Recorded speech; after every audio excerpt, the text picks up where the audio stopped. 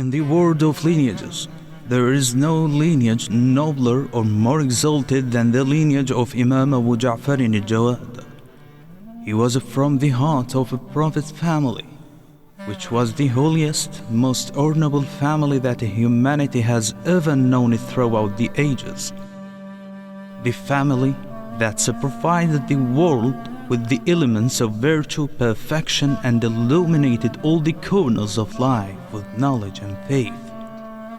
His father was the 8th Imam, Ali ibn Musa al-Rida, and his mother was called Sabika or Kaysaran.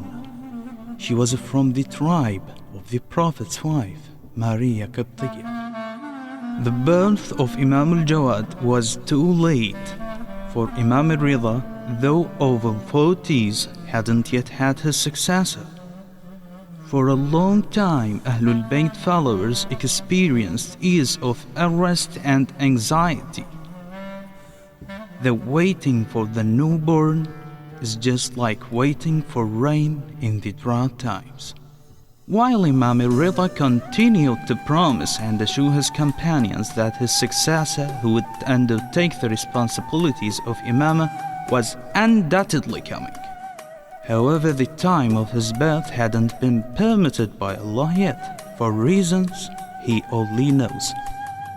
Until the big moment that they have been waiting for is happening on the 10th of Rajab in 195 after Hijrah.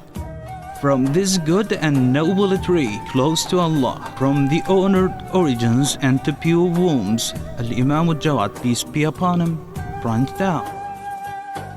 The newborn baby immediately after delivery fell down in prostration, admitting the oneness of Allah and the message of His Prophet Muhammad, peace be upon him. The face of Imam Al-Rida glowed with joy, and he happily announced to his companions, saying, Allah has bestowed upon me a son who's like Moses, who parted the sea into 2 water walls, unlike Jesus, who was born pure from a mother that was purified and blessed by Lord Almighty. And then he said, and no more blessed baby than this son has been born for the Shia. Al-Imam Al-Jawad was the unprecedented miracle of his time. He undertook the responsibilities of Imamah after his father when he was only 9. That was one of the features that made him distinguished among other infallible Imams.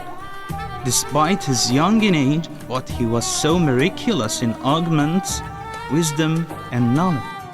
But even before that, when Imam Al-Rida, peace be upon him, was traveling to Khurasan, he ordered one of his companions that if there was any difficulty, it wasn't necessary to write to him and ask a question. You should refer to this young child, who will be the Imam after me.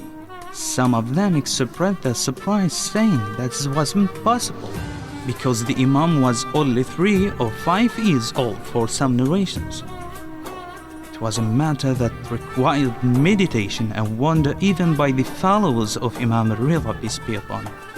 When he was asked about his successor, he pointed to his young child and said, God appointed Jesus Christ as the prophet when he was even younger than my son Muhammad. So age and years do not have effect on prophethood or imam. This answer of Imam Al-Rida, peace be upon him, sealed their lips.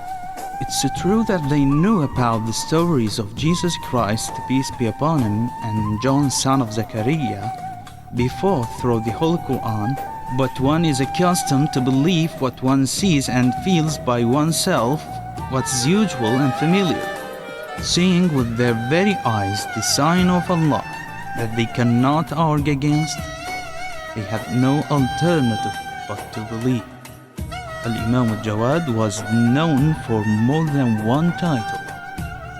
The most famous were Al-Jawad, which mean unceasing generosity, and At-Taqi, which mean pious, as well as the most famous title nowadays known as Babul Murad, the gate to fulfilling wishes and needs, as many believers believe that their prayers to Allah are responded to when they pass through this gate.